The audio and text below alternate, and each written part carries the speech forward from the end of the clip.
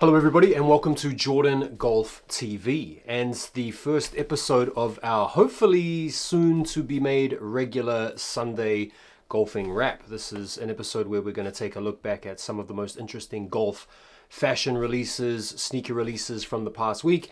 Going to be talking about what's going on in terms of tournament play around the world, and we're also going to look ahead to some interesting fashion and golf sneaker drops upcoming. So if that sounds good to you and you're happy to stick around, let's get into it. Right, so in terms of tournaments that are going on around the world, Live Golf is in Mexico City, and although there's a combined total of maybe 13 people that have been watching this tournament play out online, there have been a number of videos going viral because of the fact that this tournament is situated at elevation, meaning the balls are going like way further.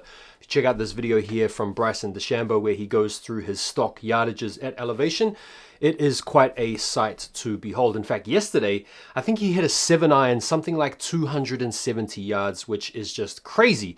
On a good day, I'm hitting 7-iron, 170. So it's shaping up pretty nicely for the final rounds where you have DeChambeau paired with Cam Smith, so probably one of the best drivers in the game, going up against one of the best putters in the game. Should be an interesting finish to that tournament. The PGA Tour is in New Orleans this week for the Zurich Classic, and this is an interesting format because it's a pairs event.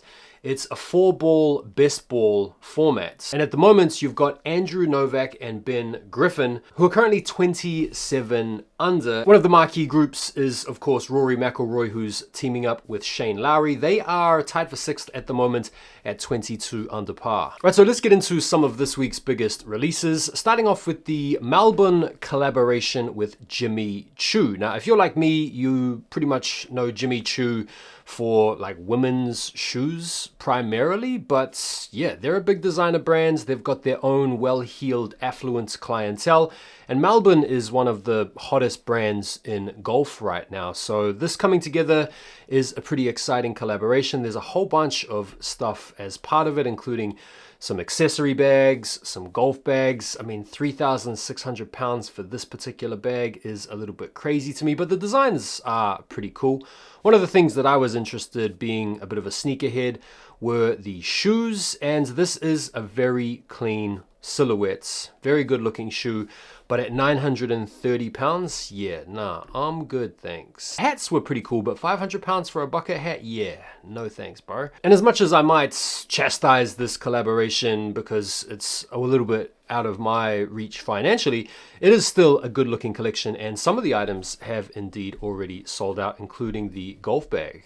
Now, the recently released Melbourne and Adidas collab is still sitting around, and there are actually still a few bits and pieces going from the Futura collaboration, which I actually decided to go ahead and pick up a couple of items of, including the jackets that you can see here. I'll be bringing you guys my thoughts and my review on this jacket, as well as the bucket hat as well in a later video. The other big release this week was the golf collection launched by Aimé Leon Dore, and a lot of people were excited for this collection because it takes, or some of the pieces take, some inspiration from some early Michael Jordan looks, which I was pointing out in some of the short form content I've made this week. And yeah, look, I think most people tend to associate Aimé Leon Dore with luxury streetwear, and obviously luxury streetwear and golf are going together hand in hand these days. Some of the items in this collection are pretty nice, but a little bit like that Jimmy Choo stuff, it's very expensive. It's a bit overpriced in my opinion. So as much as I might have liked to have picked something up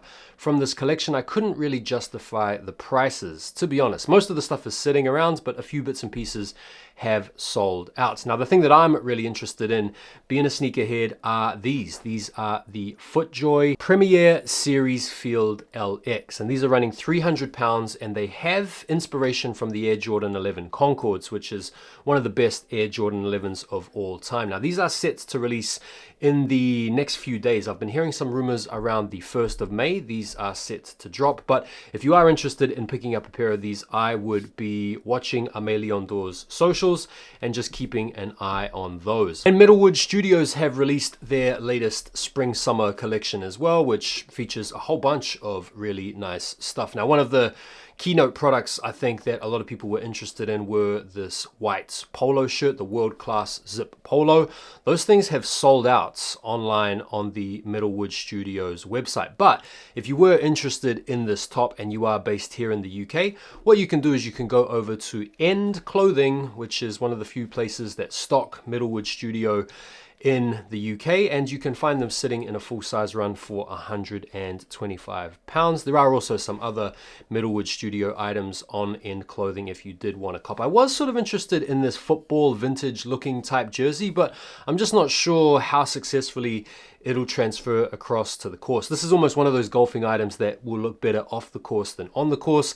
And at the moment in my pursuit of golfing clobber, I'm kind of looking for items that will successfully do both. And Students Golf also had a recent drop as well with a whole bunch of cool stuff. This is one of those brands that kind of rides the wave I was just talking about between on-course fashion and off-course fashion. Some of the clubs that you play at might be giving you a little bit of a shady look if you wear some of these items on the course, but I think some of them do work quite well for on-course and off-course wear. In particular, this jersey, this shirt jersey here, really nice piece. Right, so let's talk a little bit about some of the pickups I managed to cop this week. I actually came up on the Victory Pro 4 NRGs. This is the Masters pair, which I was pretty happy to get a hold of. I do have the Rory joints, the Victory Pro 4s or the Victory Tour 4s or whatever, which I've been playing quite a bit in. And these loaded up on the Trendy Golf